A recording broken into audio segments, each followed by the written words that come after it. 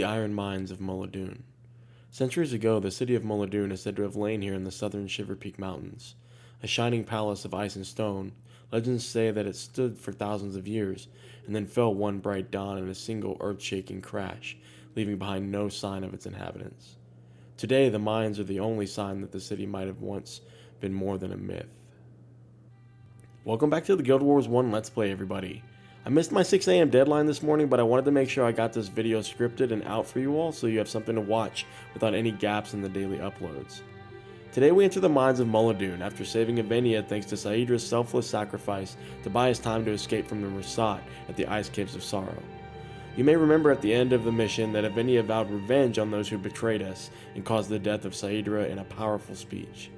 Today we fulfill the first step in that goal, to find and kill Markis the Traitor.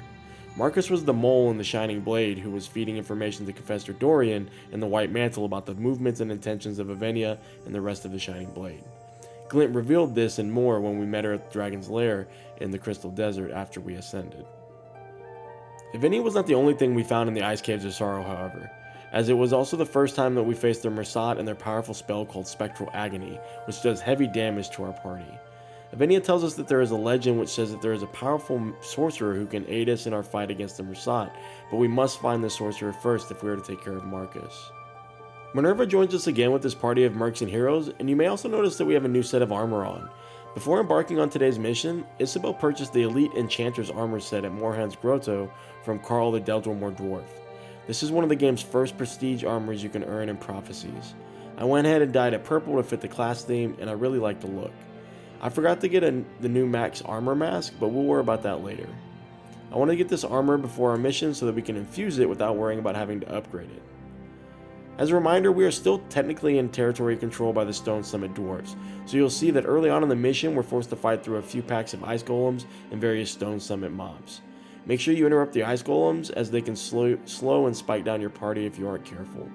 The Stone Summit themselves don't pose too much of a threat, though you'll want to make sure they interrupt the stomp from the herder, which can cause knockdown. You'll also face both the Mursaat and their constructs, the Jade Armors, who can both cast Spectral Agony. Be sure to interrupt any spells you can, and consider sending in your AI party members first so they can soak the damage and you can worry about a counter. You'll see that I was able to capture a pretty powerful elite skill here called Energy Surge, which is in the fast casting attribute line and only has an energy cost of 5. I'll be using this one for a while because it will sap energy and cause AoE damage to surrounding mobs. Be sure you bring your own signet of capture, as there are several elites you can find in this mission. We had to backtrack from the elite mob to return to the main mission objective, but we didn't waste too much time if you're interested in getting this skill. In the frozen riverbed, you'll encounter Tundra Giants who hurl rocks and can stomp as well, so be ready for the knockdown if you don't have any shouts or signets that can make this a non-issue. You'll also see that Isobel and the party encounter Griffins, who can cast an elite spell called Spellbreaker, which prevents you from casting any spells on them for the duration of the skill. Be sure to time your interrupts here to prevent these mobs from taking too long to kill. They don't hit hard, and they're more of an annoyance.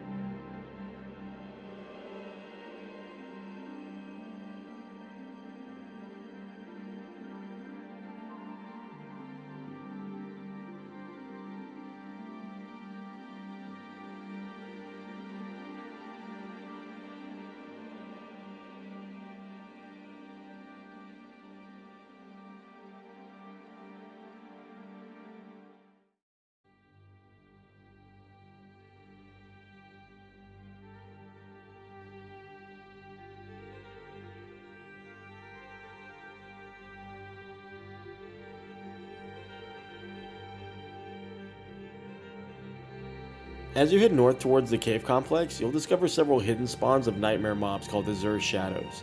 Be sure to get any morale boost you can, as it will make the rest of this mission pretty easy. Once you enter the cave, you'll fight through a few more packs of nightmares and discover the sorcerer that Evennia referred to. Let's see what it has to say.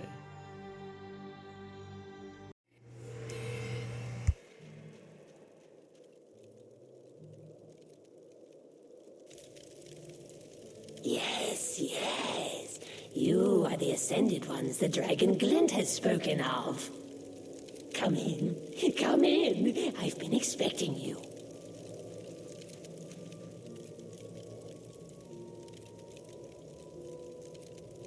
Who are you?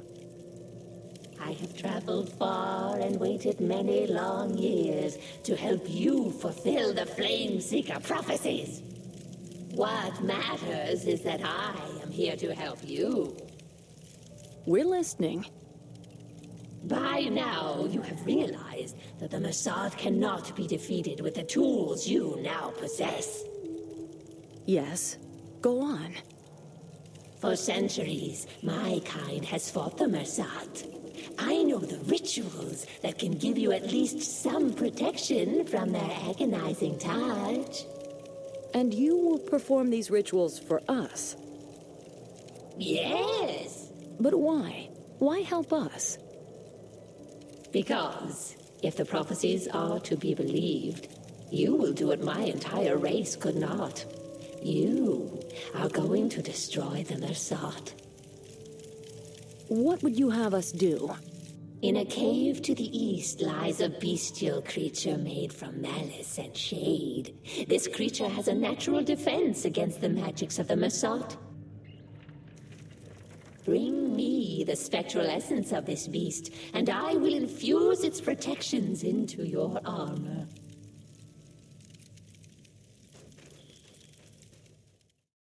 So it turns out the sorcerer is called the Seer, which are a race that have apparently been around for quite some time. And they just so happen to fight the Mursaat. That sounds like an ally to me. The Seer says that it recognizes us as the chosen that Glint spoke of in her Flameseeker prophecies, and that if we are to defeat the Mursaat, we will need protection. Protection that it knows how to bestow on us, given that we can acquire a spectral essence from a creature nearby.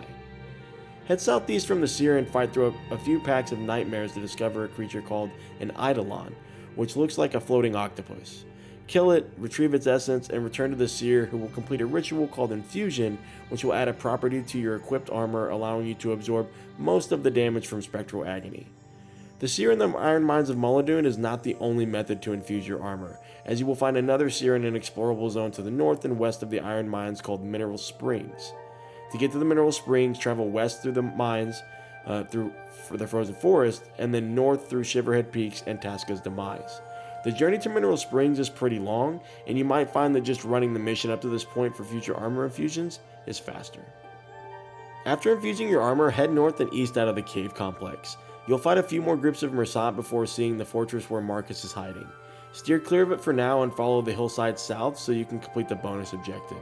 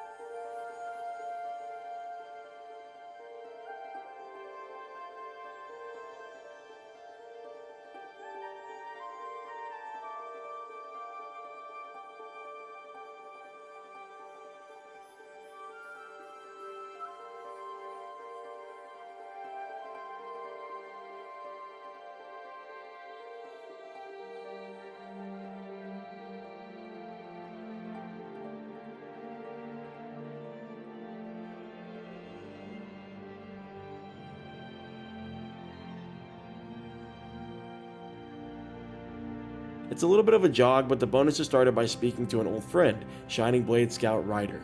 He tells you that he was captured and interrogated by a Mursaat called the Inquisitor, and his thoughts were stolen. He wants you to defeat the Inquisitor before it escapes through a portal north near Markis and the fortress. The bonus objective is pretty simple here, as the Inquisitor spawns near you on the path back towards the fortress. The minimap will ping yellow, indicating its location, and dispatch the Inquisitor and head back north. Once you arrive back at the fortress, deal with the White Mantle and then engage Markis. As soon as you attack him, the Jade Pillars shatter and constructs spawn. The mission does not end until the constructs are dead, so if you are a ranger intent on capturing his elite, go ahead and kill him first. Once you defeat all the constructs, the final cutscene plays. We've been waiting for this moment for a long time.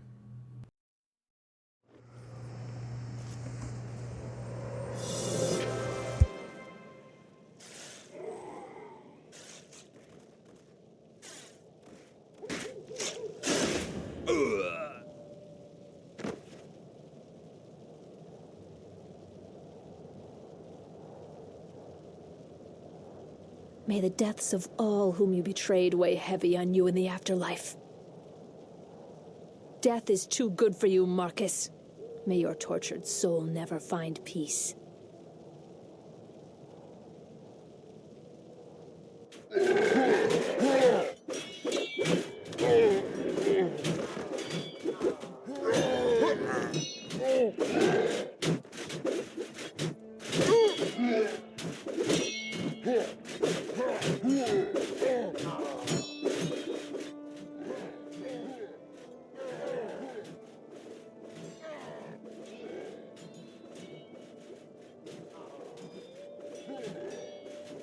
Brother, the portcullis has been breached. The 1st and 2nd regiments have fallen, and the stone summit has raised their flag over Thunderhead Keep. My king, the fortress is taken. Sound the horn of retreat, Breknar. We will cut our losses and regroup. Get yourself to safety, brother. Deldrimor cannot afford to lose its capital and its king in the same day. Guards, with me. We are leaving.